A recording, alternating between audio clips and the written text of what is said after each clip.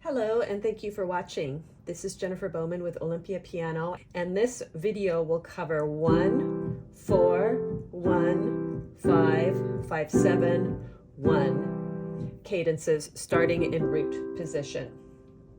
This example video will be in C major, and then I will post YouTube shorts for all of the other keys. So we'll start with what is a cadence. A cadence is a pattern of chords that marks an ending point in a musical phrase. The cadence in this particular video is one of the most common. You're going to find it in all sorts of theory exam requirements, but even more importantly, you will find this pattern in all types of music. It's important to just be able to get these positions and harmonies under your fingers.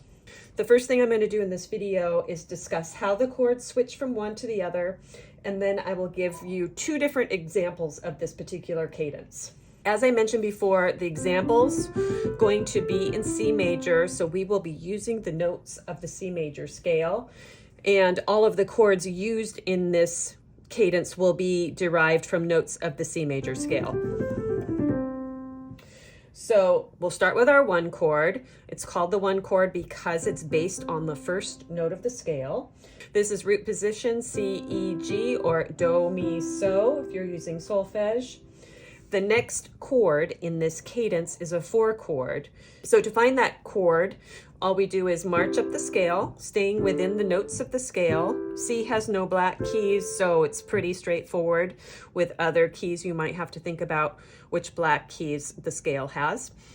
So for this scale, our 4 chord is an F chord, F, A, C, Fa, La, Do.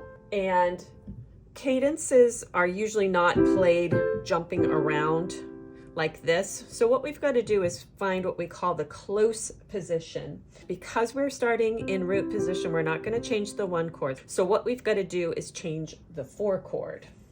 We can take a close look at the notes of the 1 chord, C, E, G, and the notes of the 4 chord, F, A, C. You notice both of those chords share a C. So what we're going to do is find the F chord that has a C on the bottom. And we do that by checking all the inversions. So F chord, root position, F, A, C. First inversion, A, C, F. Second inversion, C, F, A. We're going to use that second inversion chord. So we're going to go from 1 to 4 that way.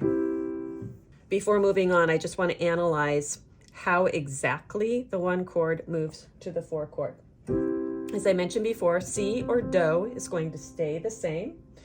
When we move to the second inversion 4 chord, the middle note, E or Mi, is going to move up a half step to Fa.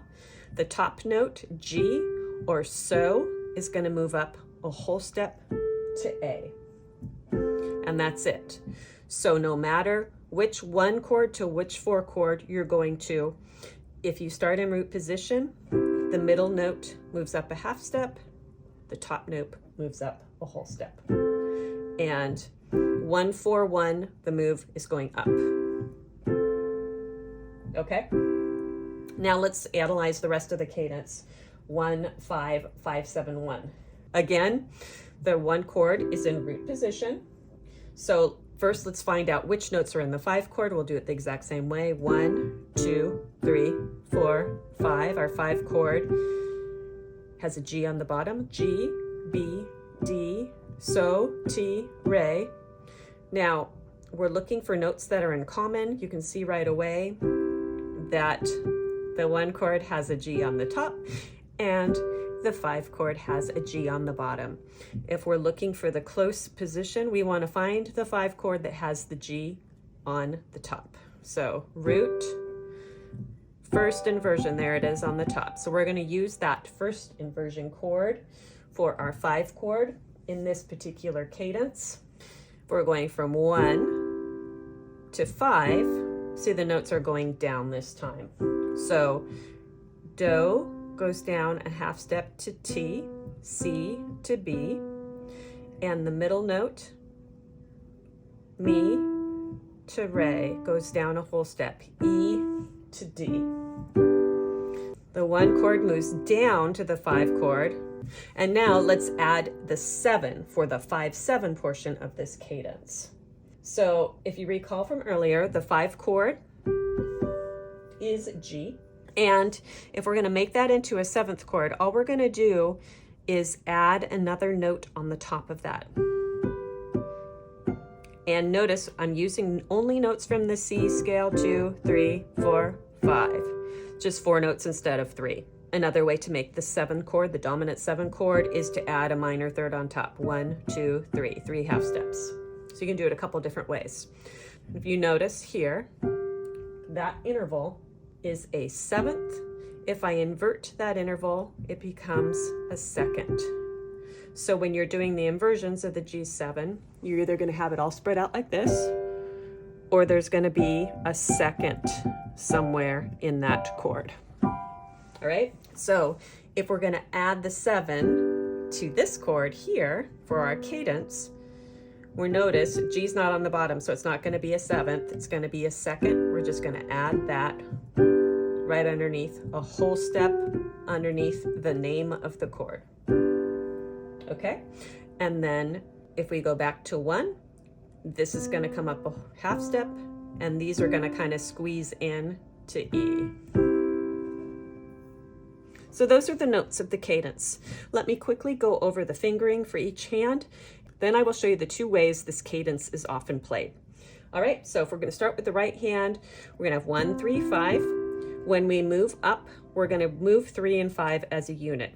Half step here, whole step here, 1, 3, 5, then back down to our 1 chord. Now this one, we only have 1 move and 1 switch. The bottom note, thumb, is going to go down a half step, and then we're going to switch to our 2nd finger instead of our 3rd. Then when we add the 7, that finger 4 is going to add the note a whole step underneath the top, and then we'll come back. Sometimes in these cadences, we don't play all 4 notes for the 7. We leave out the 5th of the chord, and it would just be a 3-note 7th chord. So in that case, we'd have 1, 3, 5. First part stays the same. 1, 3, 5. 1, 2, 5. Then get rid of the 2 and add the 4 on the top. And then I want you to notice how these resolve. This comes up a half step. This comes down a half step, switching to finger 3. Fingering for the left hand, same notes, different fingering. So we move from the 1 chord up to the 4 chord. In this case, we're going to switch fingers, play finger 2 a half step higher, scoot the thumb up a whole step for the 4 chord, then back to 1. Then to go to the 5 chord, the 5 and 3 are going to move down as a unit, half step on the bottom, whole step in the middle. And then if we're doing the 4-note 5-7 chord, we've got to switch the fingering a little bit, put a 4 here, and then add the 2 a whole step higher, then 5, 3, 1. Now if we do the 3-note 5-7 chord, it's going to look like this. Moving the thumb up, switching finger 2, then back, 5, 3, 1. 5, 3 moves down as a unit to the 5 chord. Now we're going to leave 3 out, and we're just going to add 2 at the top. And then these 2 notes will resolve in to the C chord, the 1 chord. Hands together. 1, 4, 1, 5, 5, 7, 1. Alternate version. 1, 4, 1, 5, 5, 7, 1. So that example is in the key of C major. I will do all 12 keys as YouTube shorts. There are a few keys where the notes have 2 different names, so just be aware of that. As always, thank you for watching. Please share, subscribe, or donate to this channel. I appreciate all of those things. And if you've watched any of my videos before, you know that I love to hear from you. So please let me know where you're from in the comments. And as always, thank you for watching.